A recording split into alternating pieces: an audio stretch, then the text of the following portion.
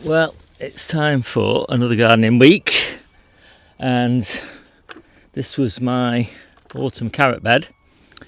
I'm just clearing any last few carrots out.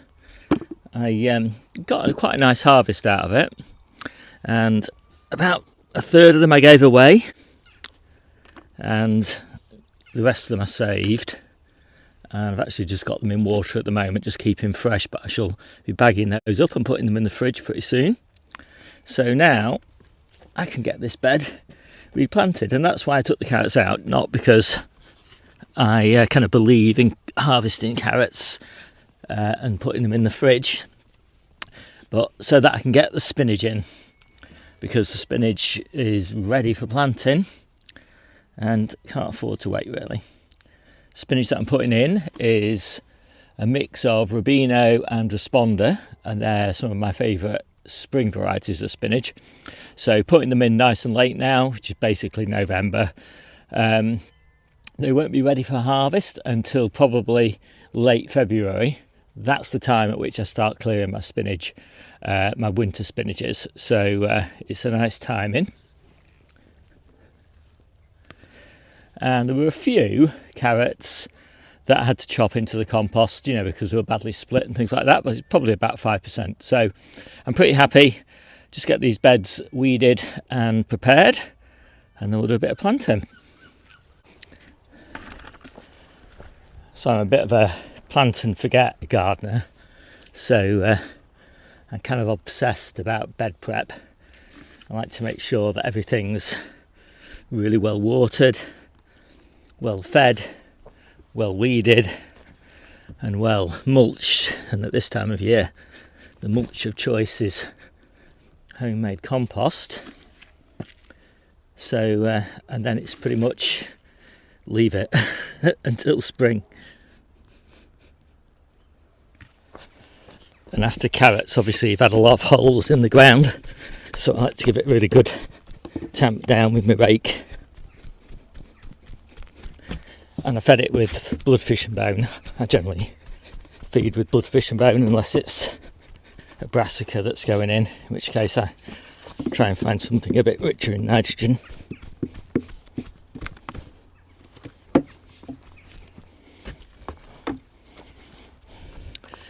Right, let's get some compost on there now, I think. So this compost just finished.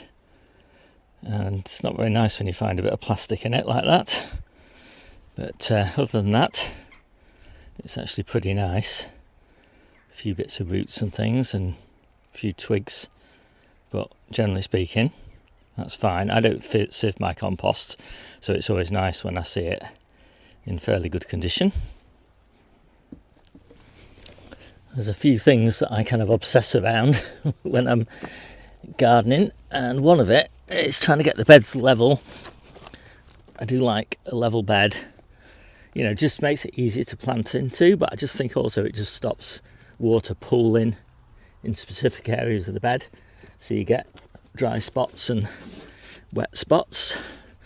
And I just find levelling by hand just the most rewarding thing. Of course, I'm an 80-20 gardener, so there's no spirit levels or anything involved. It's just do everything by eye.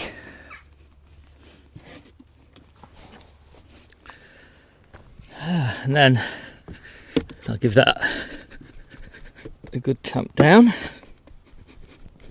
Now, since it was a carrot bed, it's just reminded me that I've just noticed that my carrots first batch have germinated. They're the ones that we'll be eating in spring, and I've just planted the batch that we'll be eating in summer. So when I say spring I mean May, and when I say summer I mean June. I'm actually going to put 36 plants in here, so roughly 6 inches between plants, which is tight for spinach. I normally give it a bit more space than that, but my logic here is that I really want this initially, and for as long as possible, for salad spinach. So I want it kind of pretty close together so that I get loads and loads of nice baby leaves and not too many big leaves. And obviously at some point in spring it'll just get overwhelming, you know, because the growth rate's so high. It's possible then I could take every other plant out if I wanted to. I probably won't. I think there'll be enough light level by the time it's growing really strongly to support this sort of density, and if not, I'll have learnt a lesson. It's funny, somebody mentioned in the comments on one of my videos, I don't know, last week sometime, that how neat my planting is, but it makes me laugh really, because you know, I never measure anything. I only ever just sort of like do it by eye. And if you're going to just do it by eye and not measure, then why not try and make it neat? It doesn't take any longer to do that than it does to do it sloppily. So here's my first tray of Rubino. They're all floppy because I've just given them like a really good water. I like to make sure the modules are well saturated before I plant, and I normally do that the day before, but today I forgot. And that's what I like to see when I'm putting a tray in. Lovely roots, well, almost all lovely roots apart from that one. And this is what I really like about these containerised trays, the ones with the ribs in.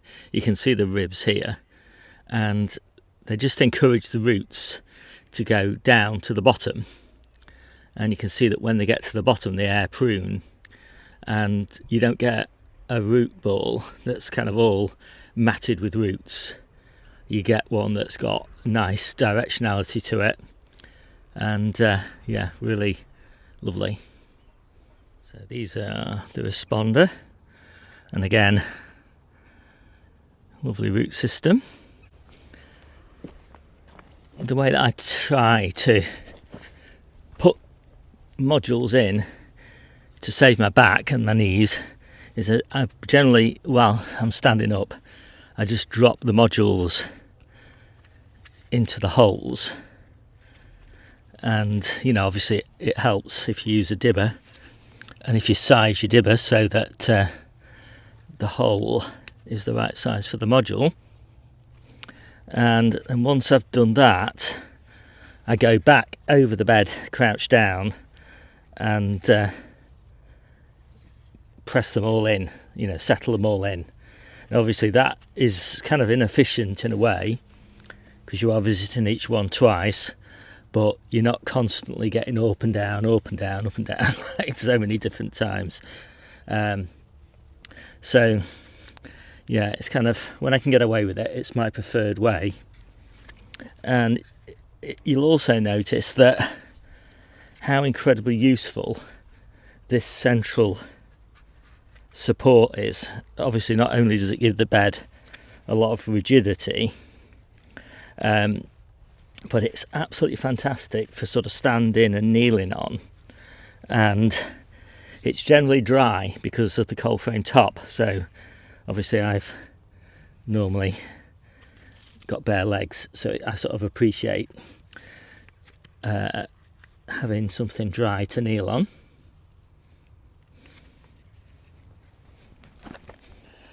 Yeah, really happy with that.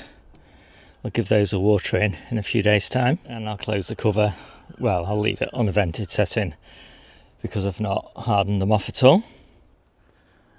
Well, we're going to have a visit to the kitchen garden today, and because I've taken all the leaves, or most of the leaves, off the colettes now, I am giving them a bit of a spray to control the white fly. And you know, when there's a lot of leaves on here, it's just not cost effective to do it because the spray is fairly expensive. I'll show you what it is now. Yeah, and I think it'll take probably 4 applications, something like that, you know, 1 a week over 4 weeks, to sort of get it under control. obviously because new eggs keep on hatching, and you know, wildfly keep on migrating from one plant to the other. But I think it's worth it just to try and damp it down a bit, because it is pretty bad on these colettes. I'm pretty pleased with the colettes though. There's quite a decent number starting to form on them now. You know, different varieties of colettes, because I think there's 3 different varieties planted here, come ready at different times. So some come ready in December, some come ready in January, some come ready in February, which is a really nice way to grow. Yeah, and then I've cleared this bed of red cabbages, and I just want to pop in field beans for a harvest in, well, probably late February, early, you know, and through March and into early April. And then this bed will be replanted probably with onions, I think, this year. And obviously field beans has grown during that time window. You're not actually going to harvest any actual beans, but the foliage is really nice. I just like harvesting the tips of the growing tips of the beans when they're about 6 inches tall, 4 to 6 inches tall. And those growing tips, you know, at that stage the quality is really nice. They're really tender, and they form a nice little cluster of leaves, and they're a nice spinach substitute. Just varies the diet a little bit. And of course you can leave the roots in as a source of nitrogen, provided you don't let the beans flower and grow on to form actual beans, by which time all the nitrogen will have been, that was in the root nodules, will have been depleted. And I popped in a few more than I normally do, because we often get losses from hard frosts with this particular variety of field bean. So just put about a third extra in than I normally do, just in case. We seem to be getting a lot of colder winters now. Not on average, but you know, the worst days are colder than they used to be, whereas the overall winter tends to be milder. So it's a difficult one to manage. So the greenhouse is looking a bit different. I took everything out last week and put it outside, brushed it all off to get rid of any slugs or snails or, you know, any debris of any type really. And then I put a few of those insect bombs in here, and they worked moderately well, I would say. They definitely killed the flies. They killed some of the spiders, because there was a lot of spiders in here. I don't mind spiders, but the volume of spiders in it was just, well, it was just excessive. And there was just a ridiculous number of spider eggs in the U sections of the frame. So you can't see it, but there's like a little U section here. And so I cleared all those out as well. So hopefully we'll be moderately spider free through winter in here. Not, as I say, I don't really mind a few, but just not hundreds.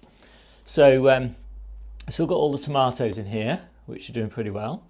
Actually, I've kind of figured out now, which is pretty obvious, I suppose, that if you harvest the sun gold when they're a bit immature, so when they're just starting to go orange, they don't split, and they actually still taste, you know, reasonably good. So I've been eating those.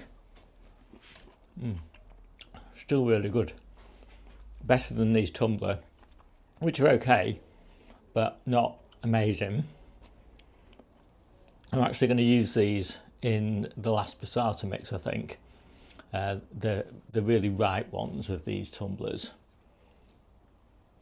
like this one, for example, which is going a bit soft now.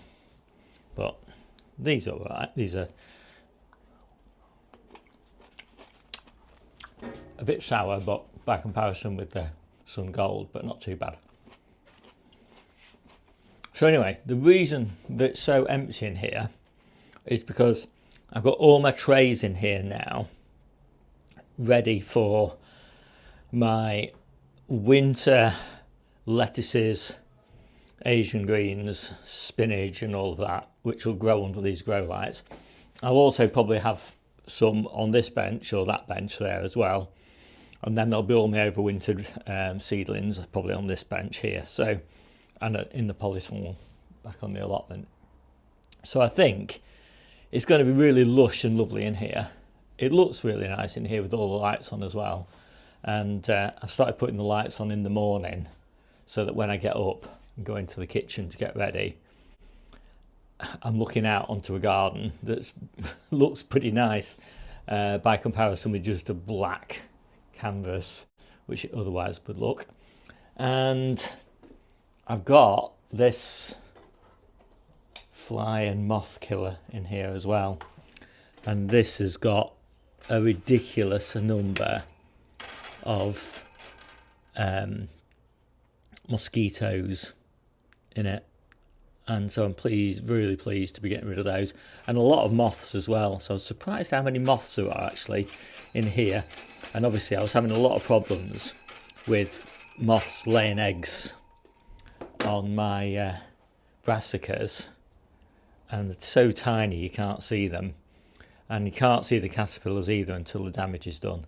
So yeah, I'm really pleased. It's definitely reduced the flying insect population in general down in here, and it costs very little to run, so that's pretty good. Takes a bit of effort to clean. So I think we're all done by the harvest. So let's get on with that. So let's do a quick run through this harvest. I do like to make a dedicated harvest video at the beginning of each month, so that's why I won't dwell on it now. So yeah, lovely apples, loads of apples actually.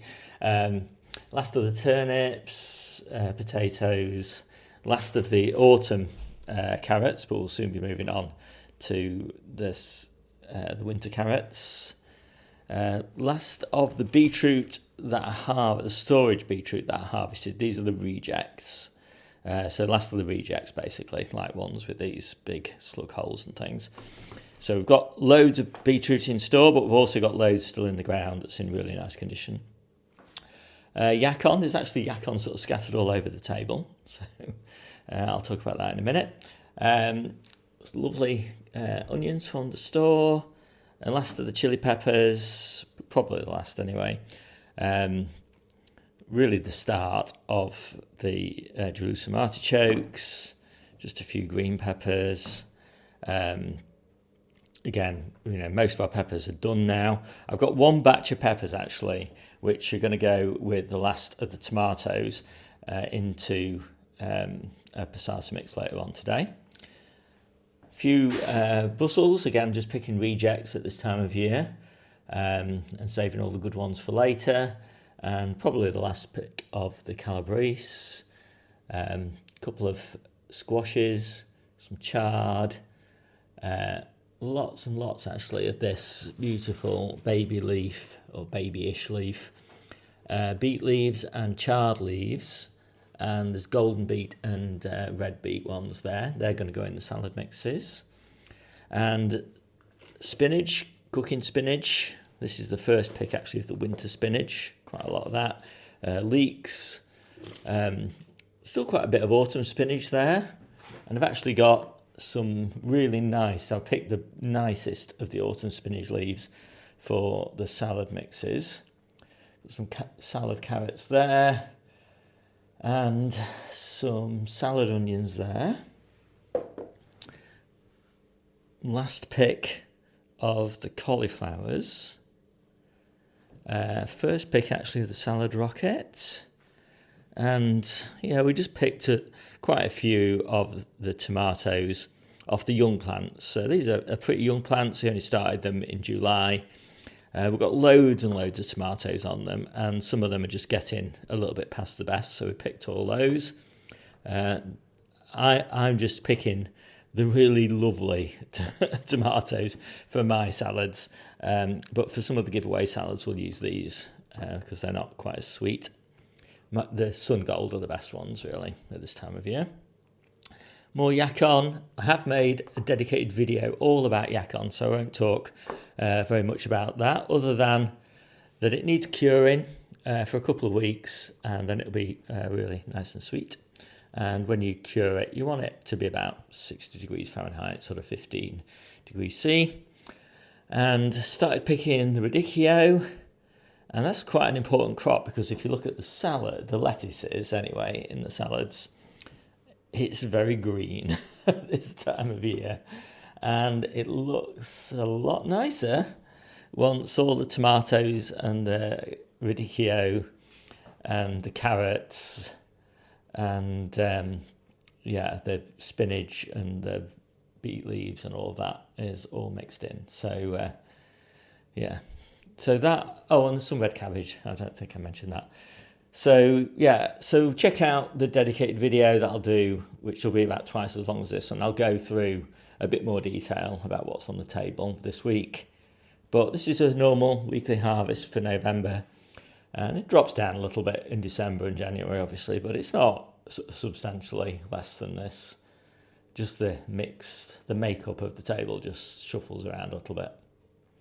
My name's Steve. This is the Seaside Kitchen Garden and Allotment channel. I'll see you soon.